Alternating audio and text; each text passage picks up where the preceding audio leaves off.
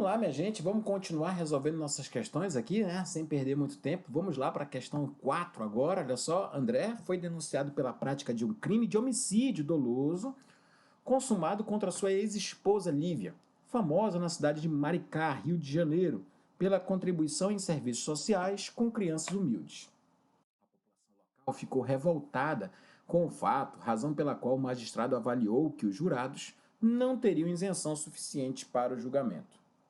Diante da situação narrada, é correto afirmar que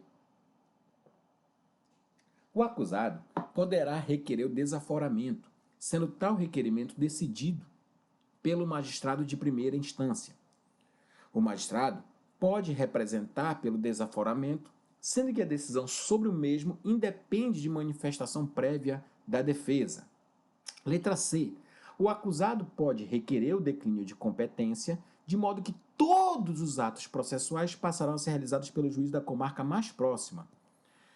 O magistrado pode representar pelo desaforamento, e sendo os motivos relevantes, o órgão competente poderá fundamentalmente determinar a suspensão pelo júri. Nós estamos aqui, minha gente, tratando do desaforamento. Desaforamento é um instituto existente lá no tribunal do júri, nessas situações que estão, assim, de algum modo, tratadas nesta questão. Para ficar claro, vamos ler o artigo 427, vou colocar na sua tela, que trata sobre o Instituto. Olha só, se o interesse da ordem pública ou reclamar, houver dúvida sobre a imparcialidade do júri, 2, ou terceiro, a segurança pessoal do acusado, então os três requisitos que são alternativos do desaforamento, ou por uma questão de ordem pública, ou dúvida contra a imparcialidade do júri, ou risco à segurança do acusado. O tribunal, olha quem é competente, o tribunal, a requerimento do Ministério Público, ou do assistente da acusação, ou do querelante, ou até do acusado, ou mediante representação do juiz competente, esses aqui que estão de verde são os legitimados, poderá determinar quem? O tribunal. Poderá determinar o desaforamento do julgamento para outra comarca da mesma região, onde não existam aqueles motivos. Lá não vai ter violação da ordem pública, lá não haverá dúvida sobre a imparcialidade do júri, e terceiro, não haverá dúvidas também sobre a segurança do acusado. Aí, olha só, preferindo nessa mesma região as mais próximas. Artigo 427, parágrafo 1º. O pedido de desaforamento será distribuído imediatamente e terá preferência no julgamento da Câmara ou do tribunal competente. Sendo relevantes os motivos alegados, o relator pode determinar fundamentadamente a suspensão do julgamento pelo júri. E letra A, parágrafo 3º, será ouvido o juiz presidente quando a medida não tiver sido por ele adotada, quando a medida por ele não for aquela adotada. Então, nessas circunstâncias, nós vamos observar como, né, deverá ocorrer. E aí, gente, olha só para a gente, né, não ter nenhuma dificuldade quanto a isso, tá? Eu quero lembrar para vocês, e aí, né, vou trazer aqui até a tela, olha só, que além desses casos aqui, nós temos uma outra situação também de desaforamento, tá? Então, olha só, essas estão no 427, mas se você observar o 428, também ele dá uma outra situação que há o desaforamento, que é quando houver excesso de serviço, tá? Excesso de serviço. Tá? Vou até dar uma lidinha para você aqui, e aí você acompanha aí. Se o 428 dado o Código de Processo Penal. Olha só, o desaforamento também poderá ser determinado em razão do comprovado excesso de serviços, ouvido o juiz, o presidente e a parte contrária. Olha só, se julgamento não puder ser realizado no prazo de 6 meses, contado do trânsito em julgado da decisão da pronúncia. Então, olha só, gente, essa é a situação que nós temos previstas ali no artigo 428. Então, olha só, dúvidas quanto à imparcialidade, tá? Dúvida quanto à imparcialidade. Segundo, olha só, dúvida quanto à imparcialidade, risco à ordem pública, olha só, se está lá no 427, né? segurança pessoal do acusado em risco, e o quarto está no 428, que é a acumulação de serviço, e aí você vai ouvir a parte se tem essa pressa ou não. Isso aqui eu nunca vi por esse motivo. Demora o processo, mas ninguém vai ligar. Onde é que está com vagas, vamos dizer assim, né? Então, olha só. Então, quem vai ficar passando o trabalho para o outro? Você vai estar reconhecendo que tem essa demora, então, geralmente não tem essa crise aí, não. Beleza, vamos enfrentar as questões agora? Olha só. A primeira, o acusado pode requerer o desaforamento, sendo tal requerimento decidido pelo magistrado. O acusado pode, gente? Pode, mas onde é que está o problema? Que o juiz que vai decidir, não é, é o tribunal. Letra B. O magistrado pode representar pelo desaforamento, sendo que a decisão sobre o mesmo independe de manifestação prévia das defesas. Não, tem que se manifestar, defesa, acusação, todo mundo. Letra C. O acusado pode requerer o declínio da competência, de modo que todos os atos processuais passarão a ser realizados pelo juiz da comarca mais próxima. Essa questão letra C é interessante. Letra D. O magistrado pode representar pelo desaforamento e, sendo os motivos relevantes, o órgão competente pode, olha só, pode fundamentadamente determinar a suspensão do julgamento pelo júri. Então, olha só, onde é que está aqui o nosso detalhe entre a letra C e a letra D, que a D é correta? É porque é o seguinte, o acusado ele pode requerer, mas não serão todos os atos que passarão a ser realizados pelo julgamento da comarca mais próxima. Não, apenas, olha só, apenas quando houver esse deslocamento, tá? Quando ele for determinado por essas situações, nessas situações aqui, o que vai ser levado para outra comarca? Apenas o julgamento, apenas o julgamento. As outras atividades, as outras necessidades continuam sendo levadas em conta pela própria comarca, pelo próprio tribunal do júri ali que remeteu o processo. Então, nesse caso aqui, cuidado com isso, não são todos os atos processuais, mas o desaforamento é só para o julgamento, tudo bem? Então, dá uma lidinha nisso daqui, fortalece com a leitura dos artigos 427, 428, que você vai ter uma compreensão bem completinha sobre o que é o desaforamento. Nós já vimos aqui quase tudo, né, quanto ao desaforamento, os casos, o que acontece, quem julga, qual é a consequência. Então, essas questões aqui elas são todas trabalhadas ali no 427 e no 428. Vamos lá? Vamos enfrentar mais uma questãozinha aí, olha só, é a questão 5. Essa questão 5, minha gente, olha só, eu trouxe porque nós não temos, né, muito ali o hábito de estudarmos a lei do sistema financeiro. Então, essa questão aqui, ela força a gente a descobrir algumas questões que são curiosas dentro da lei do sistema financeiro. E mostra para você que a legislação especial tem um razoável peso. Então, quando vier uma legislação especial, até tranquilizo você, porque geralmente, tá? Então, olha só, geralmente nós vamos enfrentar a leitura de lei, uma jurisprudência, algo que é muito clássico ali, não vai ter dificuldade. Por exemplo, você viu o sistema financeiro. Mas nós vamos ver que todas as respostas para nós encontrarmos aqui nessa questão estão na lei. Então é só dar uma lidinha na lei, não tem nenhuma dificuldade.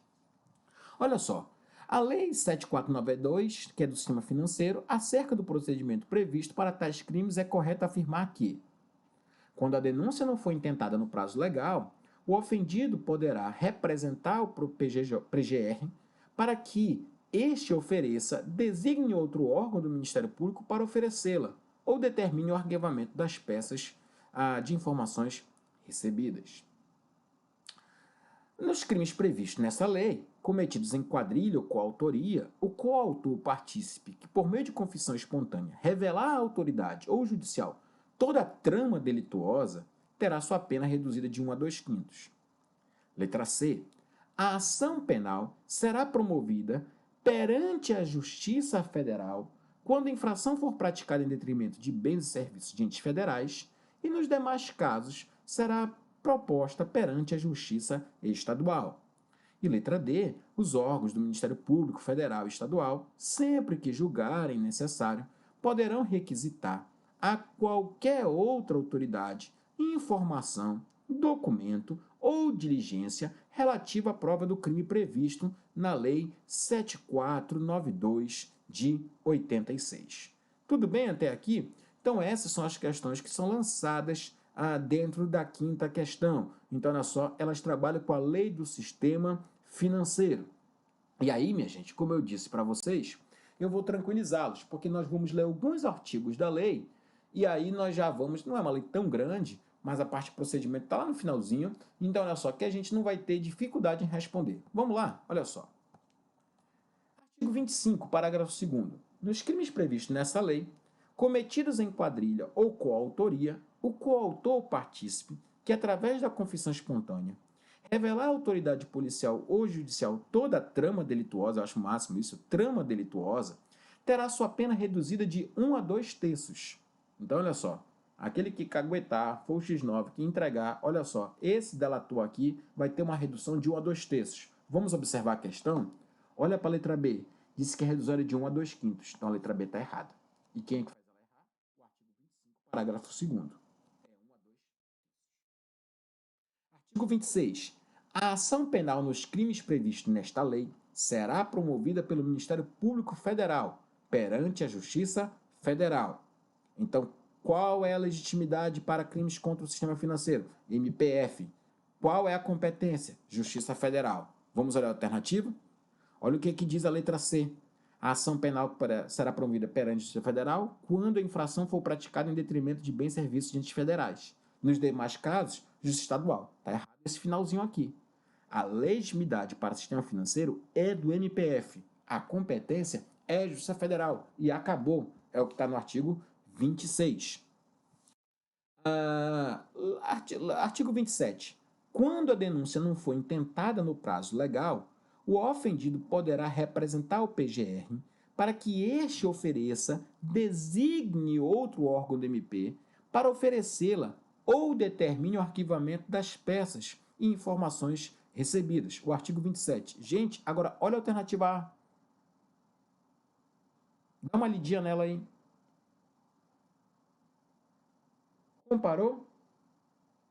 Compreendeu? Então, olha só, é a própria lei alternativa copiar e colar o artigo 27. Então, a letra A é a correta. O órgão do Ministério Público Federal, sempre que julgar necessário, poderá requisitar a qualquer autoridade informação, documento ou diligência relativa à prova dos delitos, dos crimes desta lei. Aí olha o que diz a letra D, que os órgãos do MPF e estadual, sempre que julgarem necessário, poderão requisitar. Olha a letra D e eu vou lá. E olha a letra A, o artigo 29. É só o MPF, é só ele que tem legitimidade. Então, acabou aqui. Tudo bem? Então, a nossa letra A é a correta e todas as alternativas foram encontradas perfeitamente ali na lei. A nossa resposta não tem nenhuma dificuldade para nós superarmos isso. Legal? Vamos à questão 6. Vamos enfrentar agora a questão 6. E diz o seguinte. Em 16 de fevereiro de 2016, Gisele praticou um crime de lesão corporal, olha só, culposa, simples no trânsito, vitimando Maria Clara. Gisele, então, procura o seu advogado para saber se faz jus à transação penal, esclarecendo que já foi condenada definitivamente por uma vez a pena restritiva de direitos pela prática de furto e que já se beneficiou do Instituto da Transação há 7 anos. Tudo bem, então olha só, deverá o advogado esclarecer sobre o benefício que, letra A, não cabe oferecimento da proposta de transação, porque Gisele já possui condenação anterior, com trânsito julgado. Não cabe o oferecimento da proposta de transação, porque Gisele já foi beneficiada pela transação em momento anterior. Letra C. Poderá ser oferecida a proposta de transação porque só quem já se beneficiou da transação nos 3 anos anteriores não pode receber novamente benefício. Letra D. A condenação pela prática de furto e a transação penal obtida há 7 anos não impedem o oferecimento da proposta de transação penal. Minha gente, olha só, para responder isso, você precisa conhecer o Instituto da Transação Penal. E para conhecer o Instituto da Transação Penal, perceba só, para conhecer o Instituto da Transação Penal, eu sugiro que você, olha só, leia todo o artigo 76 da Lei 9.099, tá? Tem que saber tudo de transação, tem muita coisa, porque é um instituto despenalizador. Se é um instituto despenalizador, ele é interessante para o advogado, é interessante para a defesa. E até digo para vocês que vão advogar em breve, juizado especial criminal, gente, tem muita incidência, tem muita prática, tem muito crimezinho que dá você trabalhar ali muito legal, muito prático, sem complexidade. Então, olha só, dá você fazer 5, 6 audiências no dia tranquilo, 10. Então, olha só, sem nenhuma dificuldade. Então, olha só, com essa, né, consegue ter essa inteligência para ações penais privadas, essas atuações que podem repercutir não em prisão, mas que elas geram muitas vezes acordos civis que geram uns honorários ali interessantes. Então, olha só, a ideia é essa, né? Juizado especial criminal, temos algumas críticas quanto à situação, mas tem uma facilidade, tem a falta de complexidade, tem a resposta imediata, você pode monetarizar e pode aliviar, né, muitas questões que, na verdade, são por falta de educação de vida. As pessoas vão parar no juizado especial criminal, é mais sério e lá dói no bolso. E as pessoas, quem sabe, ali aprendem. Vamos lá no artigo 76. Eu sempre digo, tá, gente? Até porque eu atuo no juizado especial criminal, sempre digo, o advogado tem que ir lá para fazer acordo financeiro. Porque aí você já dói no bolso de qualquer das partes ligando no horário dele. Então, havendo representação ou tratando-se de crime de ação penal pública incondicionada, então olha só, havendo representação ou tratando de ação penal pública incondicionada, não sendo caso de arquivamento, o Ministério Público pode propor a aplicação imediata da pena restritiva de direitos ou multa, a ser especificada na proposta. Eu vou ler todo o artigo 76, porque eu quero aqui trazer algumas dicas, né, que você pode lembrar para a hora da aula, para a hora da prova.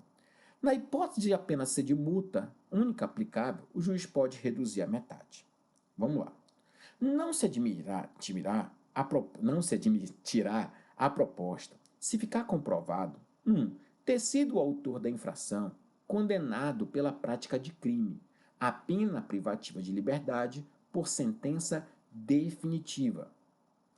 2. Ter sido o agente beneficiado anteriormente ou por um prazo de 5 anos pela aplicação da pena restritiva de direito, nos termos deste artigo. Então, olha só. Letra 3, inciso 3. Não indicarem os antecedentes, a conduta social e a personalidade, bem como os motivos e as circunstâncias, ser necessária e suficiente a adoção da medida. Parágrafo 3º. Aceita a proposta pelo autor da infração e seu defensor será submetido à apreciação do juiz. O juiz vai ter que homologar. Acolhendo a proposta do MP que foi aceita pelo autor da infração, o juiz vai aplicar PRD ou multa que não importará em reincidência. Então, se você tiver com o seu código aí, pinta, não importa em reincidência. Então, para que ela é registrada? Apenas para impedir novamente o benefício no prazo de 5 anos. Parágrafo 5º. Da sentença prevista no parágrafo anterior, caberá apelação no artigo 82 desta lei. É apelação, prazo de 10 dias, tudo junto, tudo bem? Então, olha só os 3 casos de apelação que cabem ali no juizado especial. Você não deve esquecer: rejeição da denúncia, no juizado especial não é rese, da transação penal e da sentença. A imposição da sanção de que trata o parágrafo 4º deste artigo não constará de certidão de antecedentes criminais. Então, perceba só, lá no parágrafo 4º disse que a transação penal não gera reincidência. E aqui no parágrafo 6º também diz que não gera maus antecedentes. Então, transação penal não gera reincidência, nem gera maus antecedentes. Salvo para fins previstos no mesmo dispositivo. Qual é? Impedir o benefício no prazo de 5 anos.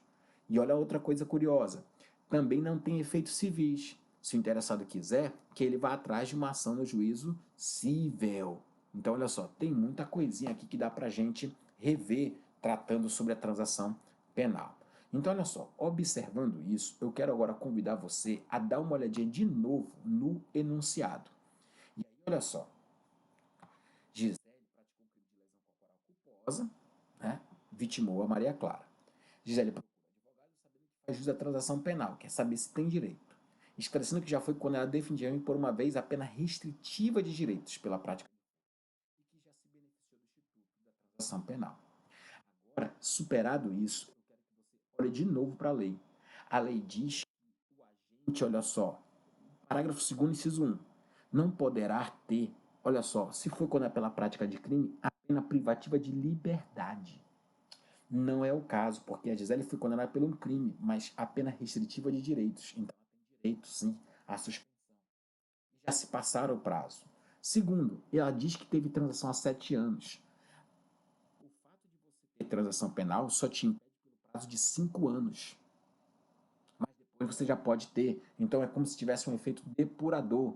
Então, olha só, vamos lá para a letra 6, para a questão 6. Alternativa A, não cabe oferecimento da proposta, porque ela tem uma condenação com trânsito julgado. Não, porque a condenação tem que ser por crime e tem que ser privativa de liberdade. Letra B, não cabe o oferecimento da proposta de suspensão, porque Gisele já foi beneficiada pela transação no momento anterior. Cabe, porque já se passou mais de 5 anos. C, pode ser oferecida, mas porque quem beneficiou nos últimos 3 anos? Não são 3, são 5. Então a letra C está errada. Então, nossa alternativa é a letra D. A condenação pela prática de furto e a transação obtida há 7 anos não impedem o oferecimento da proposta de transação penal. Não impedem a proposta de transação penal. Legal? Vamos lá para a questão 7. Olha só, Fabrício, com dolo de matar, realiza vários disparos de arma de fogo em direção a Cristiano. 2 projéteis de arma de fogo atingem o peito da vítima, que vem a falecer. Fabrício foge para não ser preso em flagrante. Fabrício foge para não ser preso em flagrante. Os fatos ocorreram no final de uma tarde de domingo, diante de várias testemunhas. O inquérito policial foi instaurado e Fabrício foi indicado pelo homicídio de Cristiano. Os autos são remetidos ao Ministério Público, que denuncia a Fabrício. O prazo tem seu curso regular e as testemunhas confirmam que Fabrício foi autor do disparo. Após a apresentação dos memoriais, os autos são remetidos para a conclusão, a fim de que seja exarada a sentença, sendo certo que o juiz está convencido de que há indícios de autoria em desfavor de Fabrício e prova da materialidade dos crimes dolosos contra a vida. Diante do caso narrado, assinale a alternativa correta acerca da sentença a ser proferida pelo juiz na primeira fase do júri. Então vamos lá, minha gente. Olha só o que acontece aqui, né? O que nós temos para enfrentar? O que aconteceu? O juiz analisou todas as situações na primeira fase. Ao final, o que o juiz deve fazer? Ele, olha só, a alternativa C, A, diz que ele deve pronunciar. Não, pronunciar se ele não tiver indício de autoria e prova de materialidade. Então essa aqui, ela está fora. Perceba só, não há que se falar em pronúncia. Letra B, ela diz o seguinte, olha o que diz a letra B, que o juiz deve pronunciar arremetendo os autos ao juiz comum. Não, se ele pronunciou, ele vai mandar para o júri. Então a letra B está errada. A letra C, ele deve pronunciar submetendo ao plenário. Agora sim, vai submeter ao plenário. E a letra D, o juiz deve pronunciar submetendo ao plenário, mediante desclassificação. Não, gente. A desclassificação é quando o agente, ele é encaminhado para um juízo comum, tudo bem? Então, olha só, fica ligado nessa alternativa aqui. Então, cuidado com isso. Eu até sugiro para você, olha só, dar um pause aí e observar o que diz o artigo 413, porque ele tem uma tese muito interessante. Ele diz que o juiz, olha só, vai pronunciar o acusado se convencido da materialidade e do indício de autoria. Mas eu peço que você preste atenção no parágrafo 1º do 413. Tudo bem? Preste atenção no parágrafo 1º, tá? Então, olha só, dá um pause, dá uma lidinha aí no parágrafo 1º. Porque, olha só, não pode haver um excesso na pronúncia, um excesso de linguagem, que isso pode servir de fundamento de autoridade para os jurados. Então, nessa fundamentação, o juiz só faz indicar a materialidade, a existência, mas olha só, ele não pode ter um excesso de linguagem que pode caracterizar ali uma formação de entendimento, né? Olha só, pode formar ali um convencimento por parte dos jurados. Então, olha só, cabe aí, até porque é o juiz, etc. Então, a resposta é a letra C da questão de número 7. É a questão de número 7 é a letra C, não há que se falar em pronúncia, a pronúncia não leva para o juízo comum, leva para o júri, e quando você pronuncia, você não vai estar desclassificando, né, de crime comum para doloso. Não, ele já estava ali sendo denunciado pelo crime de homicídio. Oitava questão. Pedro foi denunciado pela prática de homicídio triplamente qualificado. Eita, Pedrão. Como se trata de um crime doloso contra a vida, será julgado pelo júri. Bem, o processo seguiu o seu curso normal, tendo sido preso, Pedro pronunciado. Você está vendo como a OAB gosta de pronúncia, como ela gosta de júri? Sim, e você está percebendo também que não tem muita dificuldade, gente. Dá para você acertar essa questão. Olha só, acerca da segunda fase do procedimento, assinale a afirmativa que não corresponde à realidade. Que não corresponde à realidade. Então ela é errada. Pronto. Encerrada a instrução, será concedida a palavra ao MP para que fará a acusação nos limites da pronúncia ou da decisão posteriores que julgarem admissível a acusação, sustentando, se for o caso, as circunstâncias agravantes. Então, essa é a letra A. Letra B. À medida que as células forem sendo retiradas de urna, o juiz-presidente as lerá e a defesa e depois dela o Ministério Público poderão recusar os jurados sorteados até 3 cada parte, sem motivar a recusa, tá? Sem motivar. Letra C. Prestado o compromisso pelos jurados, será iniciada a instrução plenária, quando o juiz-presidente, o Ministério Público, o assistente, querelante e defensor tomarão sucessivas e diretamente as declarações do ofendido, e, se possível, inquirição das testemunhas arroladas pela acusação. E letra D.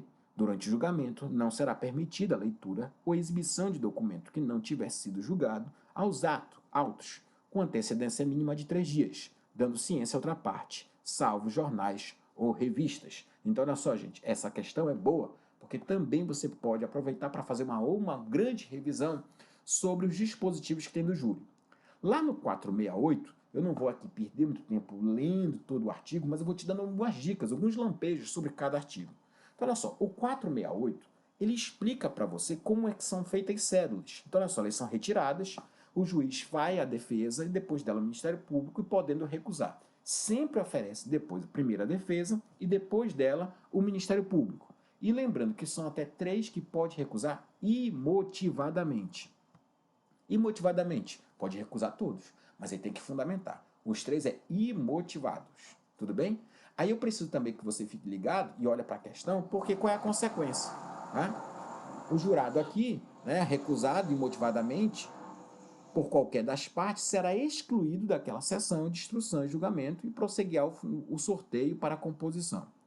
E aí, lembrando do 469, que se forem 2 ou mais acusados, as recusas poderão ser feitas por um só defensor. Então, eles vão ter que escolher lá e combinar, eles combinam, né? Naquele momento, um advogado lá com o outro, com o defensor, não tem nem crise. Ah, você vai. Ah, vizinho aqui tá com tudo hoje, né? Então, olha só, você recusa e etc. Então, essas são as jogadas que são feitas ali, né? Dialogadas. Sempre um defensor fica responsável por fazer a recusa. Aí um olha pro outro e vai lá e responde. Bora no 468? Vamos lá.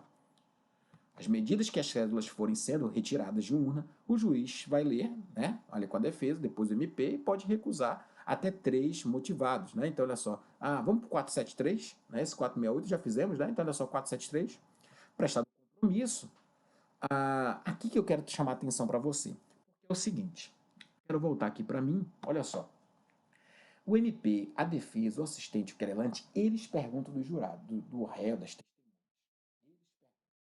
Agora é o seguinte, se for um jurado, o jurado vai com o juiz e o juiz pergunta da testemunha.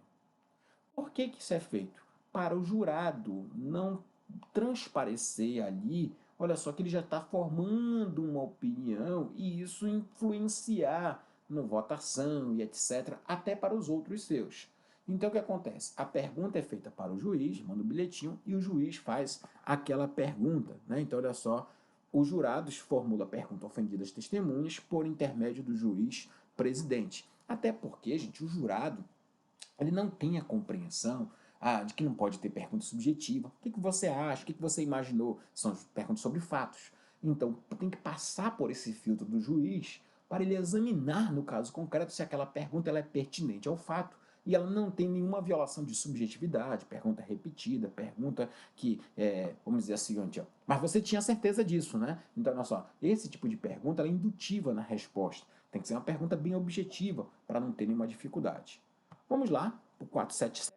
Eu já falei dos prazos, não tem nenhuma utilidade, dá um pause, lê aí, né? Então, olha só, é 1h30 para cada um, né? E havendo ali qualquer dificuldade, o juiz, né, vai fazer o racha ali, vamos dizer, se eles não conseguirem combinar. Se tiver réplica ou tréplica, volta para cada um fazer 1 hora para cada um.